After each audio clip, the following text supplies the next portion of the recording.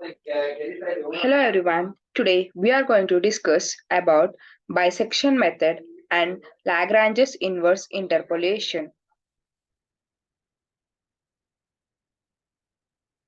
Introduction to bisection method. The bisection method is a numerical algorithm used to find the root of a continuous function. It is an iterative method that starts with an interval known to contain the root and repeatedly bisects the interval. The method guarantees convergence to the root under certain conditions. Steps of bisection method. Step 1. Choose an interval a, b where f of a and f of b have opposite signs. Step 2. Compute the midpoint c is equals to a plus b divided by 2. Step 3. If f of c is close enough to 0 or if the desired accuracy is achieved, stop. Otherwise, proceed to the next step. Advantages of bisection method.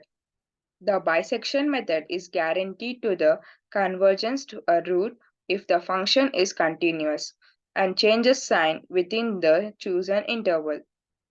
It is straightforward to implement and does not require knowledge of the derivative of the function.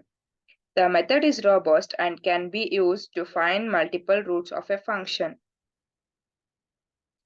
Introduction to Lagrange's inverse interpolation. Lagrange's inverse interpolation is a method used to find the value of the independent variable corresponding to a given function value. It is the inverse of the Lagrange's inverse interpolation, which finds the value of the function corresponding to a given independent variable. The method is based on Lagrange's interpolation polynomial, which approximates the function using a set of known data points. Steps of Lagrange's inverse interpolation. Step 1. Given a set of data points xi, yi, where xi are the independent variables and yi are the corresponding function values. Step 2. Construct the Lagrange's interpolation polynomial using the data points. Step 3. Find the root of the polynomial that corresponds to the desired function value. Advantages of Lagrange's inverse interpolation.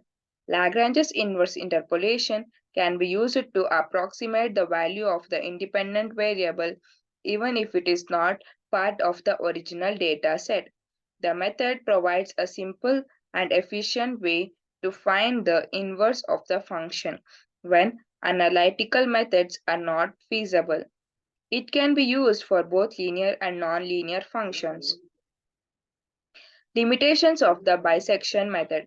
The bisection method may converge slowly for functions with complex roots or if the initial interval is not well chosen. It requires an initial interval where the function changes sign, which may not always be easy to determine. The method does not provide information about the multiplicity of the roots. Limitations of Lagrange's inverse interpolation. Lagrange's inverse interpolation can introduce errors when the data points are not well distributed or when the function exhibits high oscillations. It may not be suitable for functions with multiple roots or when the function is not invertible. The method can be computationally expensive for a large number of data points. Applications of bisection method. The bisection method is commonly used in mathematics and engineering to solve equations that cannot be solved analytically.